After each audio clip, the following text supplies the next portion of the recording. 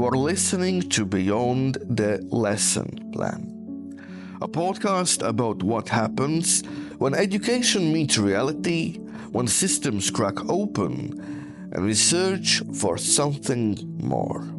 I'm your host, Indars Kraģis, and in each episode we go beneath the surface, beyond what's taught, to why it matters. What happens when schools trains you not to wander?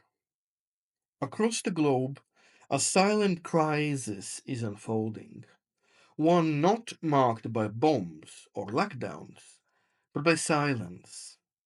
The silence of questions not asked, ideas not explored.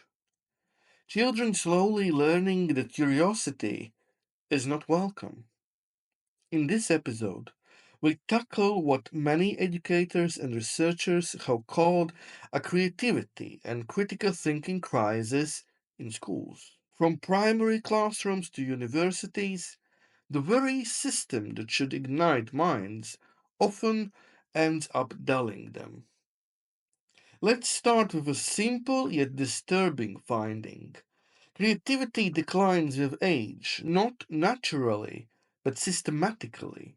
Analysis of Torrent's tests of creative thinking scores in the US reveals that since the 1990s, students' creative thinking has been on the decline. While IQ scores have slightly increased, divergent thinking, the ability to generate original ideas, has dropped. Strikingly, the sharpest decline is observed in the early grades. Why? One major reason is that schools, pressured by standardized testing and rigid curricula, have created environments where curiosity is inconvenient. Developmental psychologist Susan Angel found that young students quickly learn to stop asking questions because those questions are rarely valued. One teacher put it bluntly: now is not the time for questions, now is the time for learning. But what is learning if not asking why? Ironically, research shows that the most curious children often achieve the best academic outcomes. A longitudinal study involving 6,200 children in the US found that curious students, especially those from disadvantaged backgrounds, performed significantly better in reading and math. Another study published in Pediatric Research confirmed that curiosity is one of the strongest predictors of learning success, especially for students with limited resources. Curiosity, it turns out, can close the achievement gap. Yet classrooms often reward compliance over wonder. The problem doesn't stop with curiosity. Critical thinking, the ability to analyze, question, and make reasoned decisions, is also suffering. According to an OECD study of 120,000 students, nearly 50% scored in the lowest two levels for critical thinking. And in higher education, it's not better. The landmark academically Adrift study, a large-scale longitudinal study tracking over 2,300 US college students, found that 45% of them showed no significant gains in critical thinking, complex reasoning, or writing skills after 4 years of university. The title itself is telling: academically present but intellectually adrift. This is not any student's problem. It's a systemic problem.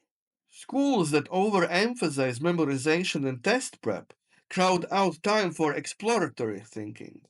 And when teachers are evaluated on test scores, many feel forced to suppress spontaneous discussions in favor of the lesson plan. Globally, the picture is mixed but revealing. In the United States, the No Child Left Behind policy led to massive test based reforms, while reading and math scores improved. Over 70% of districts reduced time spent on non tested subjects like art and social studies. Teachers reported a noticeable decline in creativity, both in student output and their own teaching approaches. In the United Kingdom, the English baccalaureate narrowed the curriculum, sidelining the arts. Between 2010 and 2020, student enrollment in arts dropped by 30%, and the number of art teachers decreased by nearly a quarter.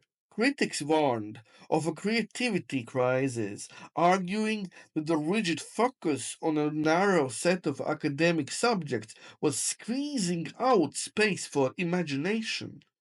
But there are hopeful counterexamples. Finland's phenomenon based learning model encourages students to study broad topics through interdisciplinary projects. It fosters self directed learning, exploration, and collaborative problem solving. Singapore's Teach Less, Learn More initiative reduced content overload and emphasized conceptual understanding and creative inquiry. Even China has acknowledged the problem. Its recent double reduction reform aims to reduce academic pressure and create more space for creativity. OECD's 2022 PISA test included for the first time an assessment of creative thinking. Results showed that high performing countries in math and reading, like Singapore and Finland, also led in creativity. But half of the top creative thinkers were not top performers in traditional subjects, suggesting schools often overlook creative potential.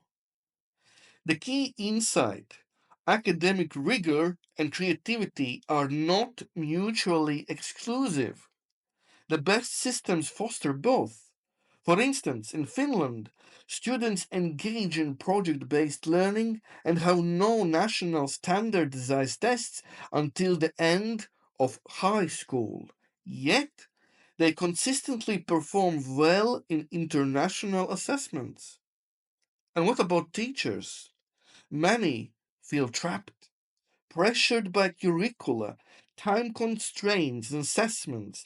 They struggle to create space for deeper inquiry. As one UK teacher wrote during a strike, we lost our art teacher this year due to budget cuts. That class was the one joy in the week for some students. A 16-year-old student from Chicago put it this way: we are taught to answer, not to ask. In our literature classes, we didn't even talk about what the book meant, just the answers that might show up on the test. This is not just about test scores, it's about equity. Research shows that curiosity has the strongest impact on children from low income families. However, these students often attend schools with the narrowest curricula and least flexibility. International organizations are sounding the alarm. UNESCO's Futures of Education initiative urges a shift from rote learning to inquiry, exploration, and artistic expression. The World Bank stresses that future economies need adaptive, creative thinkers, not just test takers. The creativity crisis is not inevitable. It is the result of choices in policy, pedagogy, and priorities. But it can be reversed.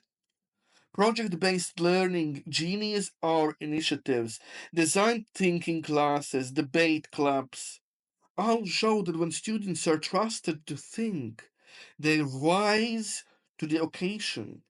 When they are allowed to question, create, and explore, they learn more, not less. Consider the case of Genius Hour, inspired by Google's 20% innovation time. Some schools now allow students 1 hour a week to pursue self directed projects. One student builds a robot, another writes a novel, and another investigates climate data. Teachers report a surge in motivation, creativity, and cross disciplinary learning. These are the sparks education should ignite. Or take debate programs, often supported by NGOs or UNESCO in under researched schools. Students engage with real world topics, develop argumentation skills, and build confidence. PISA data suggests that students involved in structured discussions perform better in collaborative problem solving and critical reasoning. Even small changes matter. A school in Bristol replaced bright plastic toys in preschool with recycled objects, cardboard boxes, tin cans, fabric scraps. The result? Imagination exploded. Children invented space stations, musical instruments, and storytelling corners. Curiosity was back in charge. The goal is not to abandon structure or standards. It is to balance them with freedom, to make space for the question, not just the answer. So we return to our opening question. What happens when school trains you not to wonder? The answer is simple and sobering. You rise a generation that knows how to answer tests, but not how to change the world. Thank you for listening. That was this week's reflection from beyond the lesson plan. If it resonated, share it. If it challenged you, even better. We will meet again, not in the margins, but at the core of what truly matters. Stay curious, stay kind.